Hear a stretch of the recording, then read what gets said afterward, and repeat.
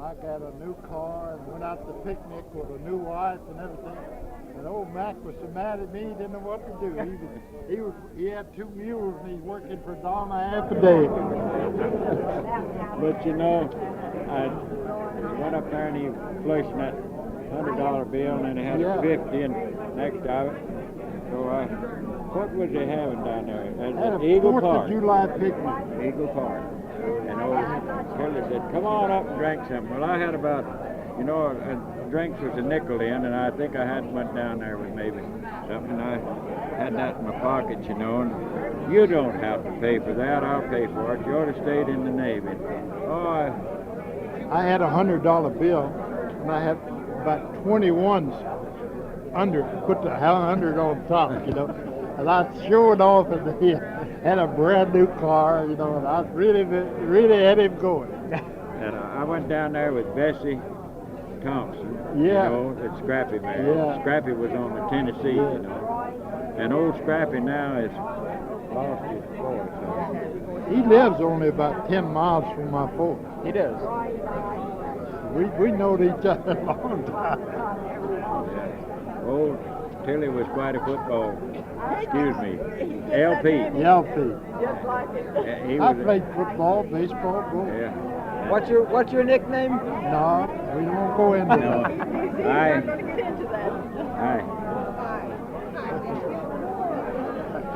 I don't know how come. I promised myself I'd never say that. I know it, I don't like it. But I didn't even hit him though. I know that. but He's my buddy. I need to get you two together to talk about the native girls in Samoa. oh boy. But I don't know if you can be there or not. I don't want to go. Well, honest, that He old didn't big know one. me then. He didn't know me then. Well, here comes the bus. Well, we'll see you then. Okay. You going with us? Yeah.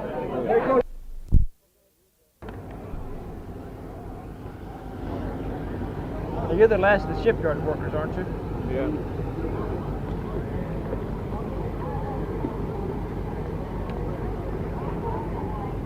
I'm the last one of the rescue crew, not the shipyard. Oh, yeah. A lot of more of them out there. How many crew were in that? 19. 19?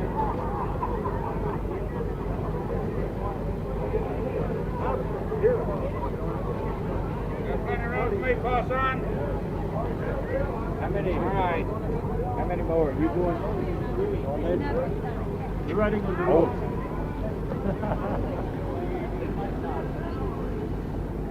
Yeah, this is worrisome. I'm scared of this. The last hayride I was on, I was about 16 years old.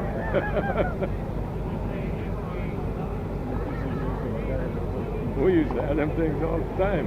Yep.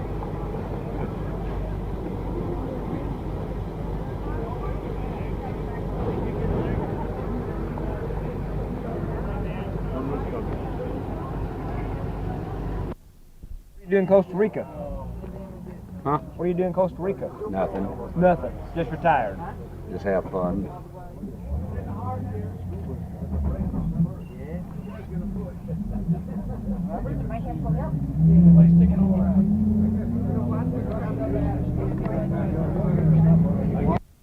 About 37,000. Now, when are you on the Oklahoma? Huh? When are you on the Oklahoma? From 1940 until it went down. Oh, so you're there December 7th. Mm-hmm. How'd you get off? Well, I come up through number 4 turret and then went over and I swam out from underneath and up the side. Where was your station during your quarters? Where were you? Number 4 handling room. How far down is that? Almost right in the bottom of the ship. In fact, it's the last deck down.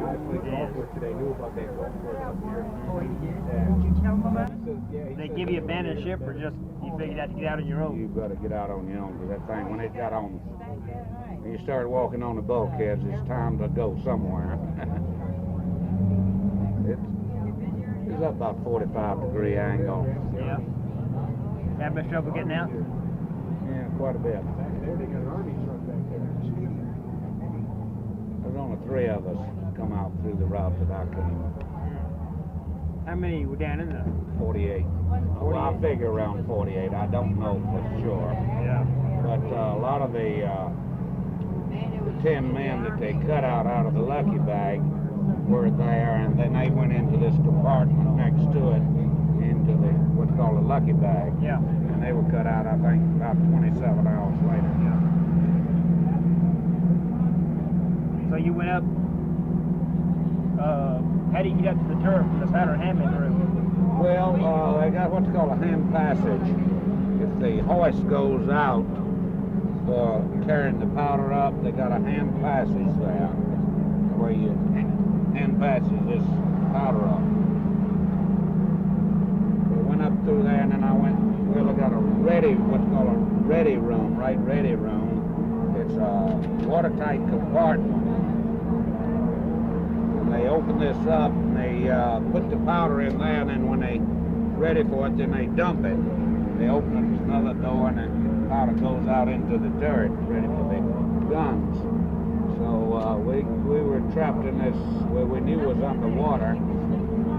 So we stayed in this little ready room, and we hyperventilated.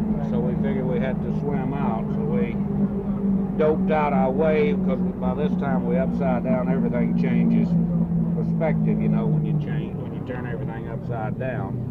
So we doped it out which way we would have to go, because we knew when we went out of there we was going to get flooded. Yeah. When we opened that door, so we wouldn't have too much more time or not enough air to stay down there very long. So we knew we was going to have to do some fast swimming, and we didn't want to be running into no solid steel or bulkheads. How long you had to swim? Oh, well, we had to go through part of the turret, which was still, it was upside down the mound.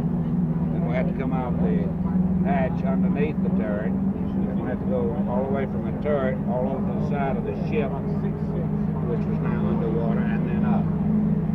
And how far below water was the? I'd say it was 20 to 30 feet below water, below the water line.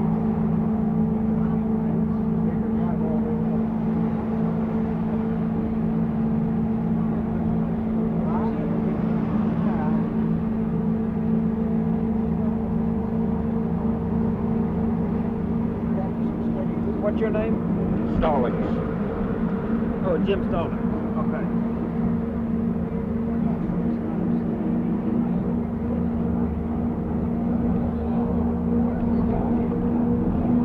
Maybe a final that answer that I got some other ones if you need.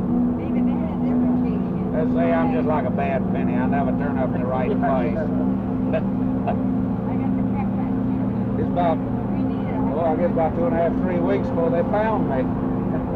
I was running a 50-foot motor launch, all in ammunition, torpedoes, depth charge, and so forth.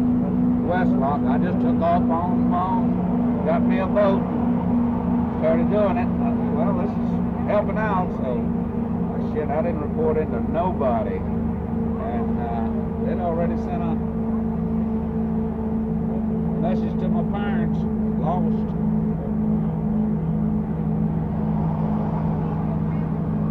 Then I went by the USS Honolulu one day. We were cut off whites, which is black as ace of spades. Had a bandolier of 30 caliber ammo around me. Had a BAR and a 45. And I was coming up over the stern of the ship, and some damn gyrate caught me. I guess he thought I was going to sabotage his ship. Hell, I was just going to eat dinner, because I'd found a bunch of my buddies that was on the Oklahoma, and I was going to go and eat dinner with them. So they collared me, about ready to take my rifle away from him, my 45. I said, buddy, you're going to have to get a lot faster and a lot bigger than you are.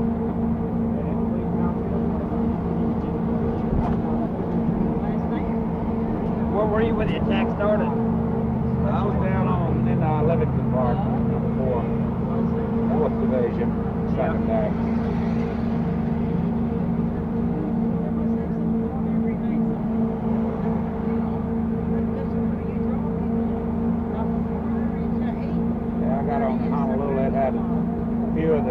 Survivors of Oklahoma on it, so we went back to States. We got a near bomb hit on it, so we had to get patched, new ammo, and they done some modification, put on new 20 millimeters, 40 millimeters, 1.1 tomahawk, put on radar.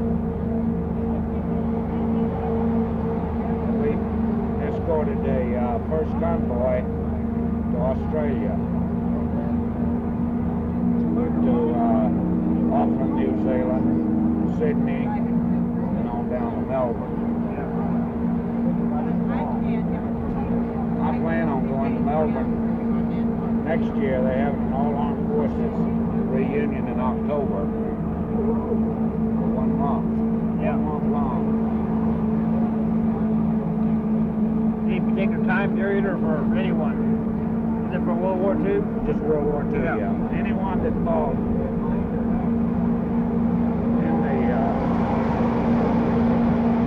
the Pacific. Yeah.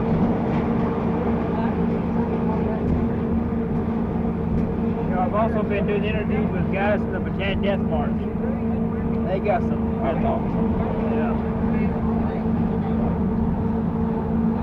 They were treated real bad. Yep. It's amazing how some of them ever come through it.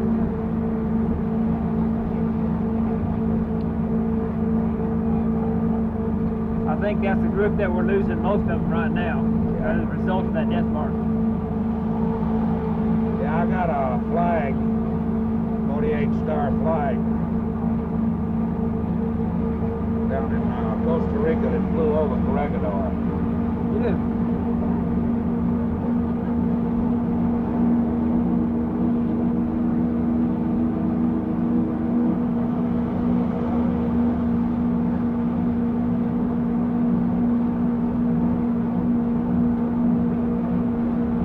Yeah, I got it hanging up on the wall in the living room.